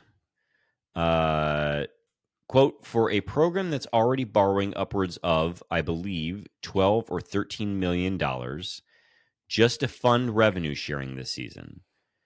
And mind you, that's supposed to be paid back. There's not a lot of money to just be floating around like that. How many schools, Scott U asks, are having to take a loan out to fund revenue sharing? I thought by all reports we had no problem funding it. Connor Eargood is the reporter from the Detroit News, just so people know that that's not like a shit source. Right. I had not heard this. Now, we know that MSU got some loans during COVID. Yep. But I had not heard that there was some $12 to $13 million loan just to fund revenue sharing. That could be a cash flow thing. Like businesses are taking loans all the time to, under certain circumstances, certain cash flow circumstances. It happens. Yeah. I don't think we have enough context around this because the money cannon stepped up a notch or two this year with TV revenue share. Well, with TV grant of rights revenue. And then thus, as a result, revenue share. And also, this was not a surprise to the university that this was happening. They were budgeting for this 3 or 4 years ago. They were expecting it to start happening. The house settlement they were budgeting for? No, my understanding is that years ago, they were expecting revenue sharing to start. It started 2 or 3 years after they expected it to. Interesting. Or they were getting ready for it to happen. Maybe they didn't expect it on this scale because, I don't. We don't have all the information here. Connor Eargood, I'm trusting him as a source that this is true, but it's entirely possible that this is accounting. Just, yeah, accounting, moving money around type stuff. But it's I do also think it's worth mentioning that athletic departments run revenue, for the most part, as a general rule, run revenue neutral, right? Like they're a nonprofit, so they're not stashing away money for the most part. And so they grow and they grow and they grow and they grow. And then all of a sudden you add a $20 million line item to the budget. That can be disruptive. It doesn't mean that it's the end of the world, but it can certainly be disruptive. Yeah, it might mean that they have to pay out revenue sharing at the beginning of the season, but they get paid out for their media rights over the course of the season. Right. I will also note, we don't talk about this a whole lot anymore. The university is still planning to spend money on multiple athletic facilities. So there's money there at the very least. I don't know how much there's going to end up being for the stadium or for updates to other buildings or an entirely new building, whatever it ends up being. But like, yeah, there we keep getting this from multiple different sources. People connected to the program will tell you that NIL is not a problem. People connected to the program will tell you that there's no NIL. I couldn't figure out how to give NIL when I wanted to. So I'm inclined to believe one side of that over the other. But similarly, we keep hearing that there's tons of money coming in from TV. And then now Counter Eargood's in here like, actually, they needed to bring in $10 million extra just to make the ends meet. So I don't know what the truth is. Yeah, we need who's the LSJ's guy? Macarini? Yeah, we need Macarini on this. But next up, Plum, for you, Munfield Keg. I know there are a million other things to complain about, but why wasn't there even a high five to Aiden Childs on the sideline after his TD by Jonathan Smith? It looks like Smith was concerned about the flag thrown after the play, but Childs is your guy, and despite not playing well, the score was 10-7. Because Jonathan Smith has finally had the wool pulled from his eyes and knows that it's the same reason why the rest of the guys weren't giving Childs a high five, because he's sick. We've got to dispense with the gum. The gum has got to go. You know, like I think it adds to his character. Yeah. Next up, Benzabun. Anybody got an idea? Go back. Listeners will not believe that this data is available to us because we obviously don't do anything with it, but we've got to go back to see how many people abandon the podcast every time Plum comes in. It just starts chewing his cud on the microphone. Chewing his cud. His cud. Like I've got 6 fucking stomachs. All right, I'll take it out. But listen, the thing that you need to know is, and again, I'm going back to this. It's because Smith is done with it. Smith knows he's given Childs time and time again the opportunity to perform, but is the toxicity that Childs has created in the locker room with his prima donna antics makes Madonna look like Mother Teresa, like a post of Madonna somehow. Next Benzabun up, Ben asks, anybody got an idea? Just clearly not. And Firesmith. Honestly, it's a good question. Oh, you know what? Go small. Start Alessio. Next up is Stupid as Shardy. Have you guys ever thought that you're the problem? Yeah. 2 seasons with a bowl game since the pod started. Wow, that's a long time listener. What could you be doing to make this program better? What can Mama's Mercantile do to make the program better? We all have to start asking ourselves that question. Well, I had to grapple with this. Is it true that this pod has only seen 2 bowl games? Es posible. Let me say this though. This pod was actually trending in the right direction before you had me on as a listener guest, and then the world ended. And unfortunately, 2020 was to have been our year in a lot of ways. Look, Stupid as Shardy. Put that Ken Palm Natty up in Brazil. That's it. I can just promise you that we're doing things to help this program. We just can't talk about them. That's correct. I mean, That's we had an editorial conversation today about what would help the program, and we're doing our best over here by shutting the fuck up about it. I'm sure as this plays in Scandalaire Center, they all are getting the impression that we're doing our best to help the program. We could make it so much worse, guys. Next up, Tigers fan 63. Here, wait, Plum, you haven't threatened Aiden Childs recently. You should fire something up. Has there been a worse offseason hire than QB coach John Boyer? Childs looks worse as the season goes on. It could. So maybe this is the thing. Maybe John Boyer is the toxic one, and Childs is like, you know what? I'm going to sacrifice myself so that John Boyer loses his entire career. I don't know. Three-dimensional chess there. Three-dimensional chess from Mr. Childs. Yeah. Next up from Tigers fan 63, should we sacrifice our spot in the Champions Classic to UConn, associated with Kansas, Kentucky, and Duke for too long has made our football program as mid as theirs? See, this is that it. This is great question. This is the transitive property in action, and I'm actually happy about it. I think this is the real way we need to be thinking about things. And I'm going to say yes. I'm going to say Tigers fan 63 has figured it out. We are done with the Champions Classic. It is Maui Invitational only from here on out.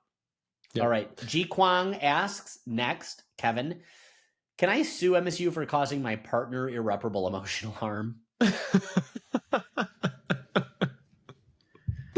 There's a lot of legal advice being sought here in this this episode. Jonesy, what do you think? What are our grounds? Who's harmed? I mean, there is harm. There's no doubt about it. We all slept horribly last night. Yeah, and you get liver spots. You do too, buddy. You do too. I actually don't know what a liver spot looks like. Actually, it might just be a smudge in my screen. Look, I'm confident that you can find Mel Tucker's attorney, which I believe is a presenting sponsor or was last year of Michigan State basketball. I don't think they're on the scoreboard anymore, but I'm sure they will represent you. The Abood law firm is everywhere in East Lansing. Yeah. Next up, is there any silver lining to this situation? No. I mean, there is always a silver lining. We'll find it. We'll find it eventually. It might not be obvious now. Since we're a basketball school, last question from Ji Kwang. Since we're a basketball school now, which old player excites you the most? Which new one? Oh, well, the obvious one is Konkar. No, I was going to say Cooper. Oh, yes. No. Cooper excites me. It's obviously Konkar. We need to get out of this as fast as we possibly can now. Is there anyone? I did actually listen to it on the radio, so I have almost no idea what happened in this game. Jonesy, you watched it on streaming. Is there anyone from the new group that really got you going? No, I got to be honest. You know what? Divine Ugochukwu seems like a really good backup point guard. And also Trey Fort. Now that I actually have the real box score up, Trey Fort did shoot 3 for 5 from 3, so he's my choice. Yeah. Howard Bailey. From Howard Bailey. Plum, why are we supporting domestic terrorism at MSU? Well, and again, this is where I think Christy Noem needs to be contacted and asked to have a full investigation. Let's get the National Guard on campus. Mm-hmm. Let's get Kim Bondi here, or Pam Bondi, whoever the fuck, doing an investigation. We need more investigations. We need more military and other law figures until things go right. And I can't see what possible downside there is to that suggestion. Next up from Howard, what was the greatest hope for this season? I think it was competence. We said it from the beginning. I said it from the beginning. I said Childs is never going to be an NFL quarterback, but we just need to see him go to the best form of mediocrity, which is to say the most consistent mid quarterback we could get. And instead, what we've gotten is the absolute antithesis of that. He is the least consistent quarterback playing in football, maybe historically. Oh, God. I think I know we got to get moving, but I think it's worth double clicking on this for a second because I want to know. I want to just, Plum, you have highlighted just how bad things are, and what I mean is that listeners, Plum's preseason prognostications are usually rooted in the worst memories he has from the prior season. They're not founded in anything other than just it's what the kids would call vibes. but they're nightmare vibes. He is vibe coding the nightmares of last season, and yet everything that Plum prognosticated has come true. Low. And so was it really vibes, or is it that I am the one realist on this fucking podcast who can look at Aiden Childs and see there's nothing behind his goddamn eyes? You were right, Plum. You were right. And that's where we are. Yeah. Next up, Plum, for you, what was your greatest regret? Was it being right? It might be being right. It might have been that I was too... I don't have a better light. I don't know. That probably that my one regret is that I was too high on Jonathan Smith. I believed in him. And I regret that. All right, we got to speed run through the rest of these here. Victory for MSU. I'm just going to choose to read, and if someone wants to pass something back to me, they can. So we can keep going. Victory for MSU. With the news of Brian Kelly being fired, would you want him to be our next head coach? No. Next. Thomas Zambiasi. I don't want to say there's a bright side because there really isn't. But at least by now, everybody's got to be on the same page about the football program, right? Yes. We were like 3 weeks ago, right? Yes. We're all it's there. undeniable at this point. There's no one that can look at this and not come to the same conclusion. Last from Thomas Zambiasi, which uniforms would you want back, 07 to 09 or 17 to 20? I think the Greek motif is overused and not subtle enough, and the helmets look like plasticky riddle. Mini helmets without the classic white face mask. I'm with you. This Greek key, I could do without it. I know a lot of people really like it, but it's not my thing. I'm going back to 2007. These are great uniforms. Simple, austere. You might even call them Spartan. We are due for a rebrand. It's been a long time since we got the Nike update. A really long time. Next up from Beth Amaro. Sorry, but I'm not on the Rossi interim coach bandwagon. He could, however, be up for the lead in Cocaine Bear sequel after that performance. Sheesh. Honestly, I'm co-signing everything Beth just said. Strike down my text message to you all on Rossi. Beth, you've said it best. Jason Fry for Michael. Since Spartan Dogs have let us down in immeasurable fashion, I need information on good dogs. How are y'all's dogs doing? I want happy news about Walter, Izzy, and Yali. Izzy's great. She's been like the sweetest she's ever been in the time that we've had her. My folks are in town, and she's been really great with them. The last time they were here, she was kind of a little resource guardy, and so she's been super affectionate, and it's been great this week.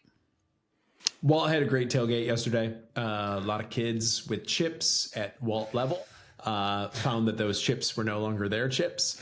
But overall, good boy. What about you? What about Yali? We do so rarely hear about Yali these days. Is she still around? Can I just say that the worst thing finally happened? The thing that I have been dreading for 5 years finally happened. We had a miscommunication, and Miss Yali slept outside one night this week. Wait, what? Yeah, we had a little oopsie doopsie. We have a thing where we watch TV at night downstairs, which is where our TV is, and in the basement. And Whoever goes up first lets her out, and whoever comes up second lets her in. Because she only does ground floor, right? She's only a ground floor. Yeah, she's not a second floor dog. Too much fur.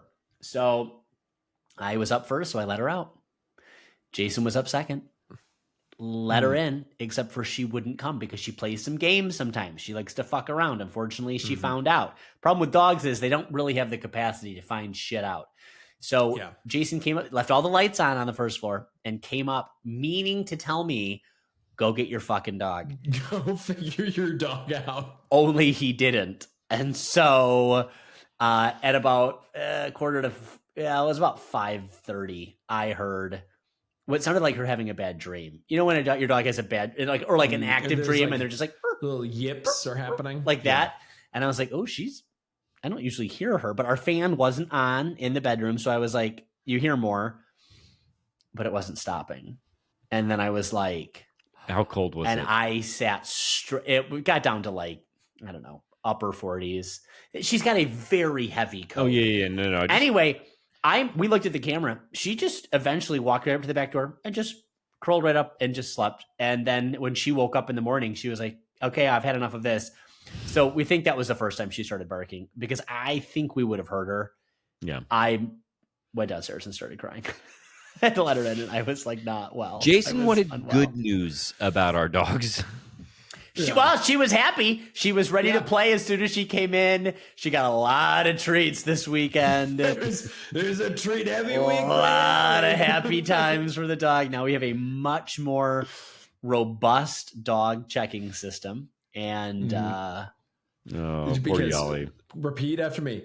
We gotta make sure nothing like this ever happens again. Anyway, fire me into the sun. Next up is Laura Brevitz. What the actual F? Fuck. Yep. Couldn't agree more, Laura. It'd be like that, Laura. Also, Laura, if this was your first time, welcome. Welcome. Next up, Cardboard Recycling National Champion. I just want to apologize for jinxing the team by betting the over on 5.5 win total back in August. This is all on me. My bad.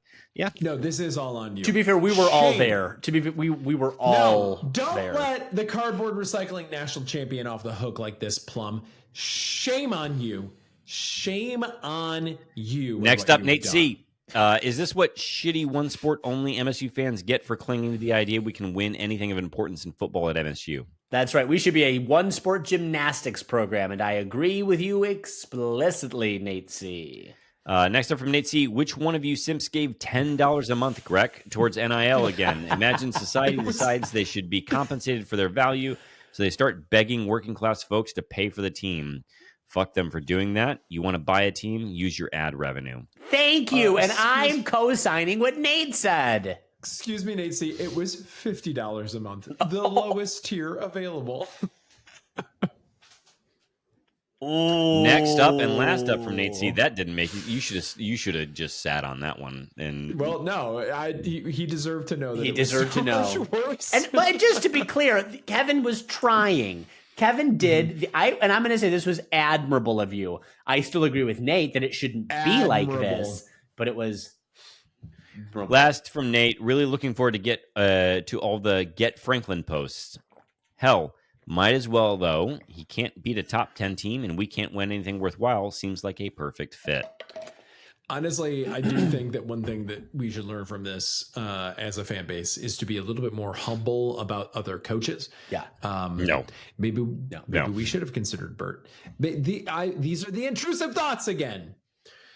Next up from Andrew Gardner, where is D'Antonio's coaching tree? Are there any D'Antonio GAs or assistants doing good jobs elsewhere we could take a flyer on? It's a lot like the Izzo coaching tree. Adding on, not you, Nardizzi. Not you, Nardizzi. Put your hand down.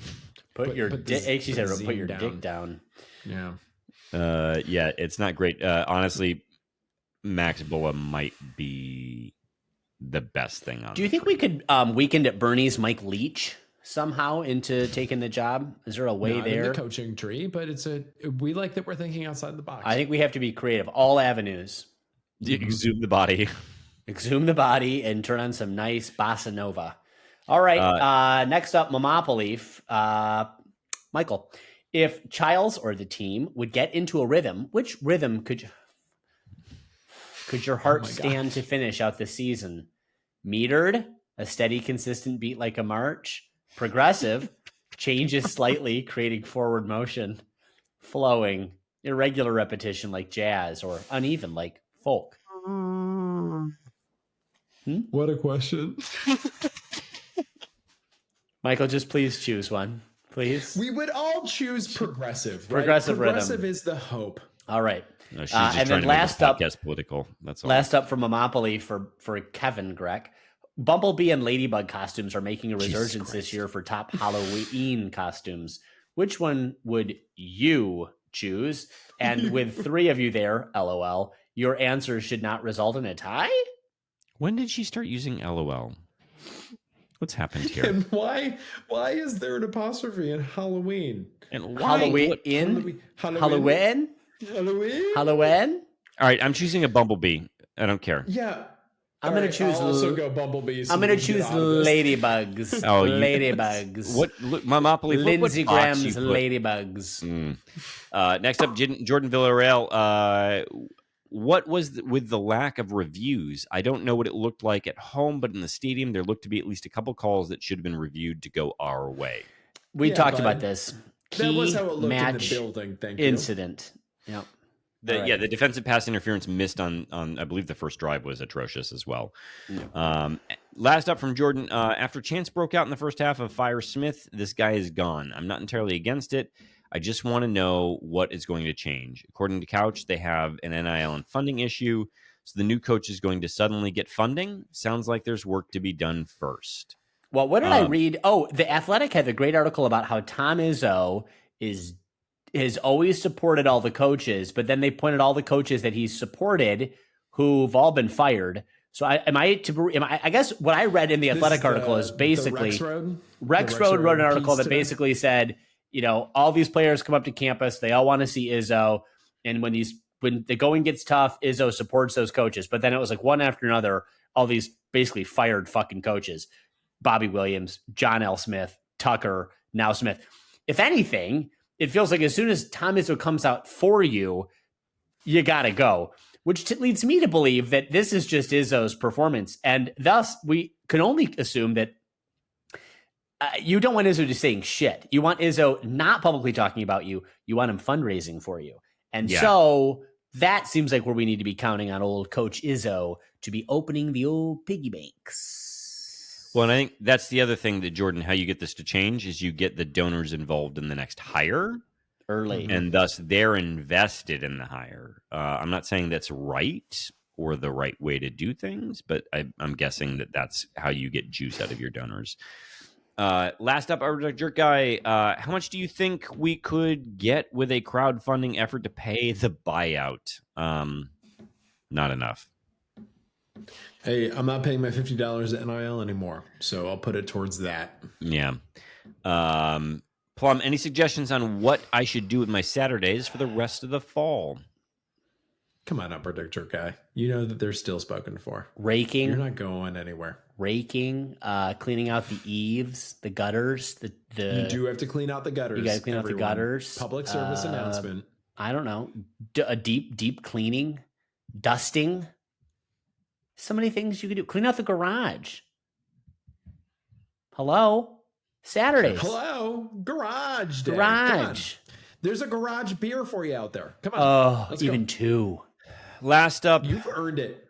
That's one of the rules of garage cleaning. If you're cleaning the garage, it comes with a nice little cold one on a shelf that you can go reach for whenever you need. Or as many as it takes to clean out the garage. So, pro tip, let the garage get even dirtier so you can have more beers. We made a whole episode about this in what's the oh god, I just absolutely bungled this joke. No, keep going. Yeah. No, I'm gonna take sort this of a thing box straight score into situation. the ground. What is the prestige television advertising show with the Mad Men? Mad Men? Boom. There's a whole Mad Men episode where he just gets plastered in the garage. It's great. That was my reference. Great. Moving on. Great. This episode, like this season, can't end soon enough. Finally, from the Upper Deck Jerk Guy to both of you, which one of you can Expectorate. expectorate Why did I see? I didn't. Then I put myself in this situation. Expectorate the furthest. I would first of all want to shout out the Upper Deck Jerk guy for living up to the can't read, can't write brand, because he says furthest and not farthest. It would be farthest, friend, not furthest. But as the one who's getting over pneumonia and has been for several weeks, I'm going to go ahead and say me. When I was in the Peace Corps, That's what expectorating is. when I was in the To Peace Corps, cough or spit out phlegm. we had we chewed betel nut, and it would just, your mouth would just get so wet that there was a way you can spit, but like you squeeze your lips together like that, and then you can like arch, and it's like makes the spit into like a very long stream, and I got very good at that. So I'm sorry, this is betel nut? it's actually me. So I'm the betel one. nut, and then what do? You So spit you it get out. you get the betel nut, but then how do you do it? Like this with your you kind of purse your lips. Show me with your fingers again. I'm not going to. I'm not going to. But then you do have to like scissor your lips closed. That's it. One of those. That's It's it. one of those. And then you can try it. Just fill your mouth with water and then just do this and then just spit it out, and it makes a little arc. So anyway.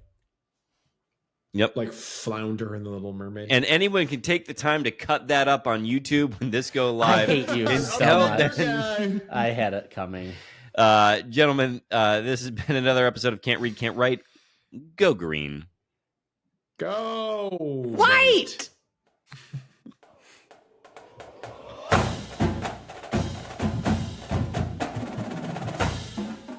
Woo!